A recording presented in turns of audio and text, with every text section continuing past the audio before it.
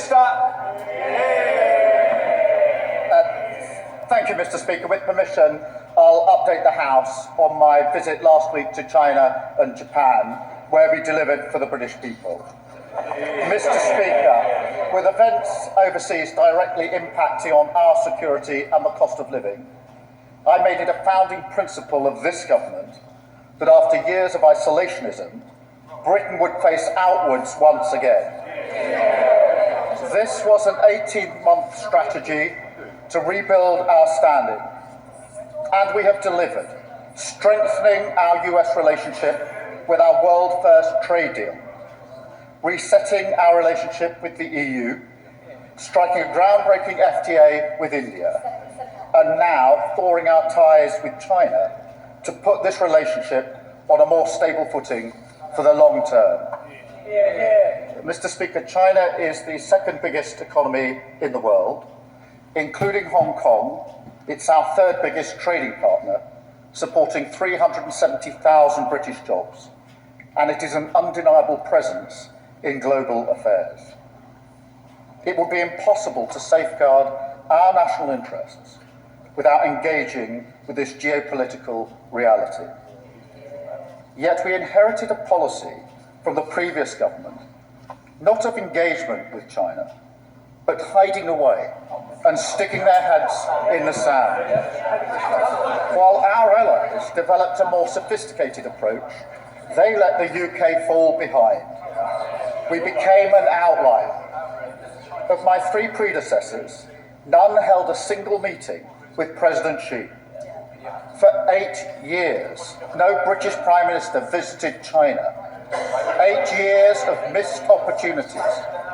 Meanwhile, Mr. Speaker, over that period, President Macron visited China 3 times, German leaders 4 times, the Canadian Prime Minister was there a few weeks ago, Chancellor Merz and President Trump are both due to visit shortly. In this context, refusing to engage would be a derelict... Mr. Klugendar, you will be withdrawing that remark. You withdraw it. Thank you. Can we calm it down, because I'm sure you'll be wanting to catch my eye. And I would like to hear what you're going to say, so let's not ruin the opportunity. Prime Minister. Mr. Speaker, in this context, refusing to engage would be a dereliction of duty, leaving British interests on the sideline. And incredibly, some in this House still advocate that approach. But, Mr. Speaker, leaders do not hide. Instead, we engage. And we do so on our own terms, because, like our allies, we understand that engagement makes us stronger. Mr. Speaker, protecting our national security is non-negotiable. We're clear-eyed about the threats coming from China in that regard, and we will never waver in our efforts to keep the British people safe. That is why we've given our security services the updated powers and tools that they need to tackle foreign espionage activity wherever they find it, and tackle malicious cyber activity as well. But the fact is, Mr. Speaker, we can do 2 things at once. We can protect ourselves whilst also finding ways to cooperate. And it was in that spirit that we made this visit.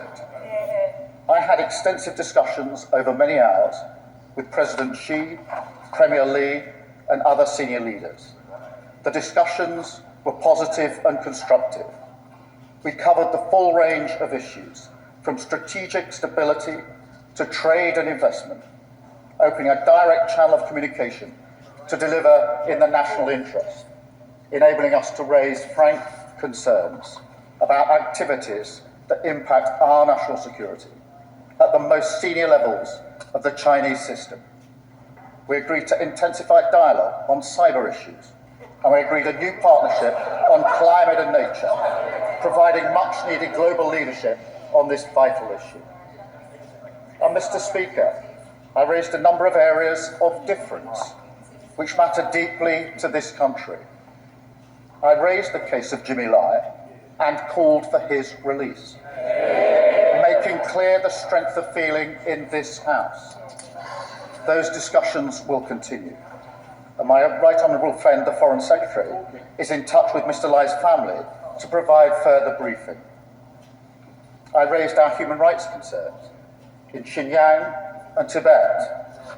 We discussed Taiwan, wider regional stability, Iran and the Middle East. I called on China to end economic support for Russia's war effort, including companies providing dual-use technologies.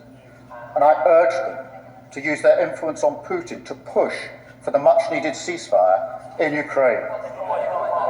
And, Mr. Speaker, I also raised the fact that members of this House have been sanctioned by the Chinese authorities.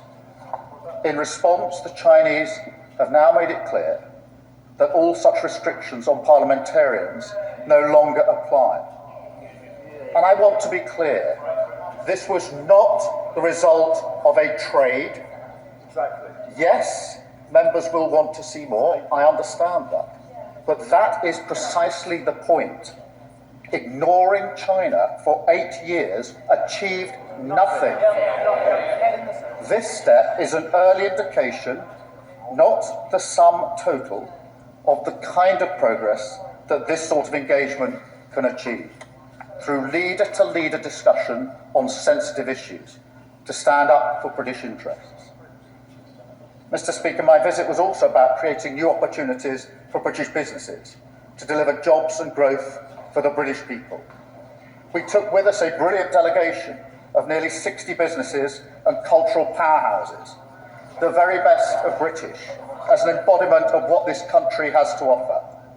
If anyone's in doubt as to why this matters, I urge them to spend a few minutes with any one of those businesses. They will tell you about the incredible potential there and the importance of getting out there and accessing the market. And we made significant progress, paving the way to open the Chinese market for British exports, including our world-leading services sector. We secured a 30-day visa-free travel for all Brits, including business travellers. We secured China's agreement to halve whisky tariffs from 10% to 5%. This is worth £250 million to the UK over the next 5 years. A significant win for our iconic whisky industry, particularly in Scotland. And, Mr. Speaker, that lower tariff comes into force today. In total, we secured £2.3 billion in market access wins, including for financial services, £2.2 billion in export deals for British companies, and hundreds of millions worth of new investments.